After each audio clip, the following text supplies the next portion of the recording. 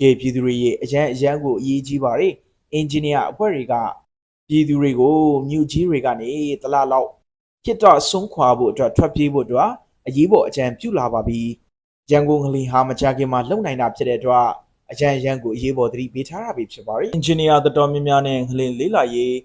ပညာရှင်တွေကရန်ကုန်နဲ့ပဲခူးအခြေပြုတဲ့ငလင်ကြီးလောက်ကလာနိုင်ပြီးဒီငလင်ကဆူနာမီကိုဖြစ်စေနိုင်မဲ့ငလင်လေးဖြစ်တဲ့ဆိုပြီးတော့တစ်တော်နဲ့ Facebook လူမှုကွန်ရက်စာမျက်နှာတစ်ချောင်းမှာတော့ရေးသားဖော်ပြနေကြတာကိုလေးတွေ့ရပါတယ်ဒီကနေ့မှာတော့ပြည်သက်တွေကိုပြန်လည်တင်ဆက်ပေးချင်တာပြည်သူတွေကိုအသိပေးချင်တာအင်ဂျင်နီယာအောင်မြတ်သူရဲ့အရေးပေါ်အသိပေးချက်ရဲ့ပြီးတဲ့ခါကျတော့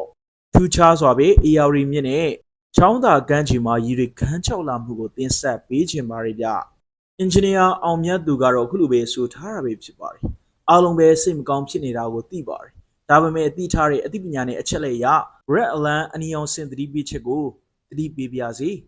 2015နီပေါငလင် Rochester Scale ခဏတသမ8အဖြစ်အပျက်ကိုကြုံခဲ့ရတဲ့ Senior Structural Engineer Mr. Benny Cannon က2025မြန်မာငလင်လုပ်ပြီးပထမဆုံး12နာရီအတွင်းမှာဘာလုပ်ရမလဲဆိုတာကျွန်တော်တို့ကိုလမ်းပြပေးခဲ့ပါတယ်တဲ့ဗျာအဲ့ဆက်ကဥဆောင်ပြီးထိုင်းနိုင်ငံရောက်မြန်မာလူငယ်အင်ဂျင်နီယာတွေနီပေါအိန္ဒိယပါကစ္စတန်ဒေရီလင်္ကာနိုင်ငံတည်တည်က volunteer engineer အဖွဲ့တွေကိုစုပြီးအန်ဒီရရှိတဲ့ high risk အဆောက်အဦတွေကိုဆွဲထုတ်ဖို့ repair damage assessment ကိုဥဆောင်နေပါတယ်တဲ့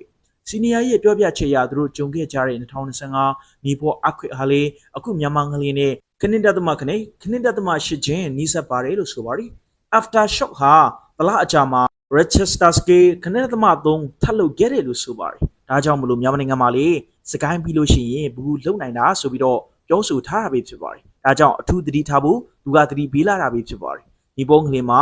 စီနီယာဘင်းနီကိုနဲ့အတွေ့အကြုံရသူတို့တွေ10ရက်ကျော်တလနီးပါမြို့ပြင်လေကွင်းထဲမှာချင်းထောင်းနဲ့ထွက်အိတ်ခဲ့ကြတယ်လို့ဆိုပါတယ်ငလင်ရဲ့ဒုက္ခကလှုပ်တဲ့အချိန်မသိရသေးဘူးတပတ်အကြာမှ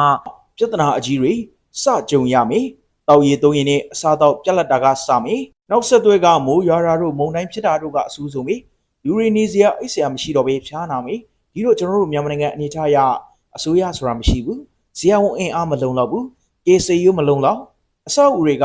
စောက်သွဲတွေအင်ဂျင်နီယာတွေကမြေပြင်မှာမစစ်ဆေးနိုင်ဘူးဌာနဆိုင်ရာတွေကဘာလို့ရမလဲမသိဘူးသတင်းဌာနတွေကနိုင်ငံတော်အဆင့်သတင်းဌာနမရှိဘူးနိုင်ငံတော်အဆင့်လမ်းညွှန်ချက်အမှန်ကိုလူတွေကမရနိုင်ဘူးဘာမှကိုစိတ်မချအောက်ကူမရတဲ့အခြေအနေမျိုးမြို့ကိုခက်တာဆုံးခွာပြီးမြို့ပြင်မှာယာယီစခန်းထိုးနေထိုင်တာကလုံးတဲ့နဲ့ immediate response နီလန်းလို့သဘောတူတယ်တိုက်တွန်းနေအကြံပြုပါတယ်ဆိုပြီးတော့အင်ဂျင်နီယာအောင်မြတ်သူကပြည်သူတွေကိုအရေးပေါ်သတိပေးလာခဲ့တာပဲဖြစ်ပါတယ်ဖြစ်နိုင်တယ်များအိမ်တွေပိုင်ဆိုင်မှုတွေကိုစွန့်ခွာပါပိုင်ဆိုင်မှုကိုစွန့်မလားအသက်ကိုစွန့်မလားရွေးချယ်စရာမရှိတဲ့အခြေအနေတစ်ခုဖြစ်လာပါလိမ့်မယ်ဖြစ်နိုင်တယ်များမခံခန့်တဲ့တိုက်တာအဆောက်အဦတွေရှိတဲ့ရက်ွက်တွေမျိုးတွေကိုပါယာယီစွန့်ခွာနေထိုင်ပါယာယီစခန်းတွေစောက်ဖို့လူနိုင်တဲ့သူတွေကလှူပေးပါစိတ်ချရတဲ့အခြေအနေရောက်ဖို့အနည်းဆုံးတလားလောက်နေထိုင်နိုင်မဲ့ယာယီစခန်းတွေအမြန်ဆုံးလုပ်ကြရပါမယ်ဆိုပြီးတော့အင်ဂျင်နီယာအောင်မြတ်သူကအရေးပေါ်သတိပေးလာခဲ့တာပဲဖြစ်ပါတယ်